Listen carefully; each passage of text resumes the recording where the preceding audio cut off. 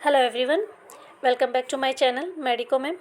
आज के इस वीडियो में हम देखेंगे अक्यूट एब्डोमेन पेन के बारे में।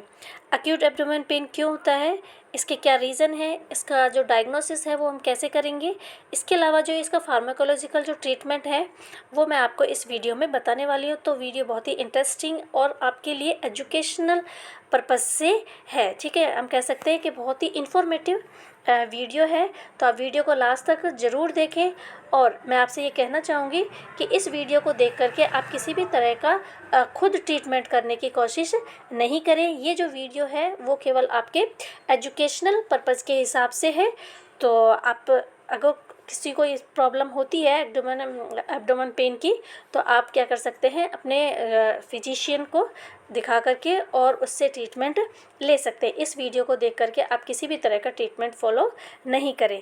तो चलिए स्टार्ट करते हैं आज का हमारा वीडियो। सबसे पहले हम देख लेते हैं इसका जो इंट्रोडक्शन है वो क्या है। इंट्रोडक्शन में हम देखेंगे कि क्या होता है जो अक्यूट एब्डोमेन पेन। अक्यूट का मतलब होता है अचानक से। ठीक है, दो चीज़ें होती है, एक तो अक्यूट होता है, एक क्रोनिक होता है। क्रोनिक मतलब जो लंबे समय से चला आ रहा है वो, और अक्यूट का मतलब होता है शॉर्ट टाइम के लिए। तो अक्यूट एब्डोमेन पेन है वो किसकी वजह से होता है, can be due to variety of medical and surgical. Medical और सर्जिकल कंडीशन की वजह से क्या है, हो सकता है।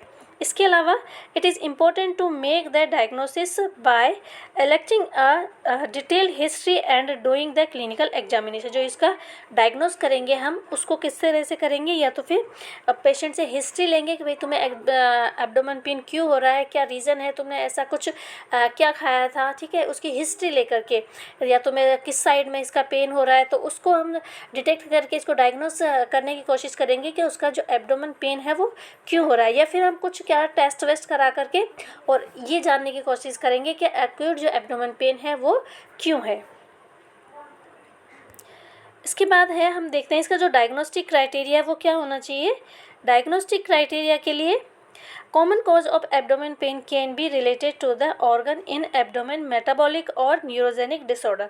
इसके जो रीज़न है एक्यूट एब्डोमेन पेन के वो क्या हो सकते हैं, ऑर्गन से रिलेटेड भी हो सकते हैं। कोई भी, जैसे अपेंडिक्स है, ठीक है, पेनक्रियाट है, उसमें अगर किसी भी तरह का डिसऑर्डर आ गया है, कह सकते हैं इसके मेटाबॉलिक डिसऑर्डर हो गया, या फिर न्यूरोजेनिक डिसऑर्डर होगा, न्यूरॉन से रिलेटेड जो डिसऑर्डर हो गया, तो उसकी वजह से क्या हो सकता है, उसको अक्यूट एब्डोमेन पेन हो सकता है। जैसे न्यूरोजेनिक में हम कह सकते हैं कि कईयों में क्या होता है, इरिटेबल बाउल सिंड्रोम होता है, वो क्या होता है, न्यूरोजेनिक डिसऑर्डर होता है इस तरह से। अब इसके जो कुछ कॉजेज़ हैं वो क्या क्या है, जैसे इन्फ्लामेटरी कंडीशंस हो गई, जैसे अमेबिक और बेसिलरी डिसेंट्री होती है, ठीक है, अपेंडिसाइटिस हो गया है, और परफोरेशन ऑफ बाउल है, अल्सर पेनक्रियाटिस है, और पेल्विक इन्फ्लामेटरी डिजीज़ है।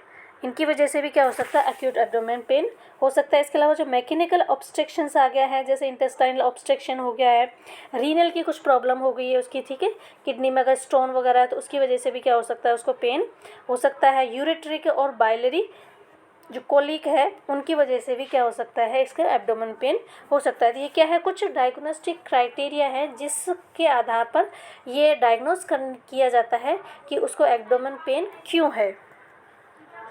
इसके अलावा एक हो गया वास्कुलर डिस्टर्बेंस हो जाता है, वास्कुलर रप्चर हो गया है, एम्बोलिज्म हो गया है, थ्रोम्बोसिस्टोरिज्म हो गया किसी भी तरह का।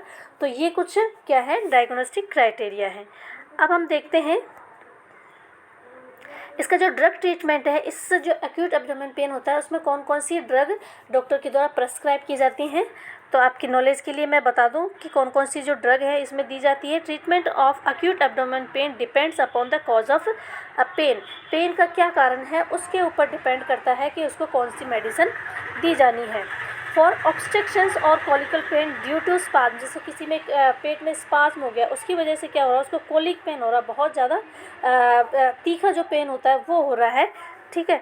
तो उसमें क्या देंगे हैं, जैसे इंजेक्शन है डाइसाइक्लोमिन 20 mg इंजेक्शन है, IM देते हैं, और टैबलेट है डाइसाइक्लोमिन की टैबलेट भी आती है और इंजेक्शन भी आता है। तो इंजेक्शन जो होता है उसको IM दिया जाता है, 20 mg का होता है।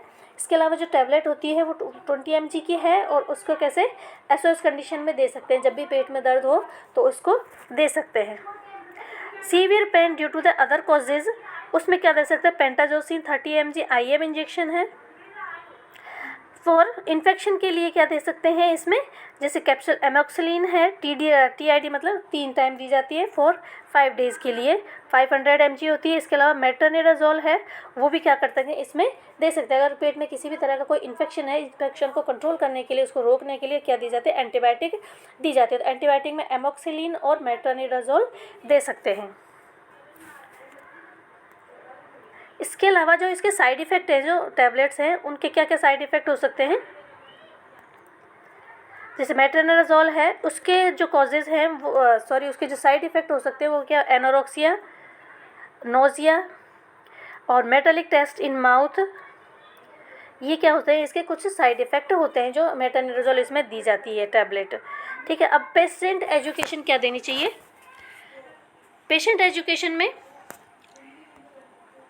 हम देखिए, जैसे पेंटाजोसिन जो इंजेक्शन दिया जाता है उसको क्या नहीं करना चाहिए, pentazocine should be taken for minimum period as long term intake में लीड टू एडिक्शन। मतलब जो दर्द के लिए इंजेक्शन दिया जाता है पेंटाजोसिन, उसको पेशेंट को हमें एजुकेट करना है, बताना है कि आपको ये वाला इंजेक्शन लंबे समय तक नहीं लेना है। अगर आप इसको लोगे तो क्या होगी, आपकी बॉडी उसी के अकॉर्डिंग एडिक्ट हो जाएगी। इसके बाद है रेफरल जो क्राइटेरिया है, कौन सी कंडीशन में पेशेंट को रेफ़र करना चाहिए। तो इसके जो क्राइटेरिया होंगे वो है, जैसे पेरिटोनाइटिस हो गया, उस कंडीशन में, अपेंडिसाइटिस का जो पेन है उस कंडीशन में पेशेंट को रेफ़र करना है, और perforation of ulcer etcetera should be diagnose and referral immediately. किसी भी तरह का अंदर क्या हो गया, परफोरेशन हो गया, अल्सर हो गया, उसकी वजह से क्या हो गया, परफोरेशन हो गया, तो उस कंडीशन में भी क्या करना है, आपको पेशेंट को रेफ़र करना है। ठीक है, ज़्यादा रिस्क नहीं लेना है। तो आज का ये हमारा वीडियो था। आज का वीडियो आपको कैसा लगा, अगर वीडियो पसंद आया है तो वीडियो को लाइक शेयर ज़रूर करें। Thank you for watching my video.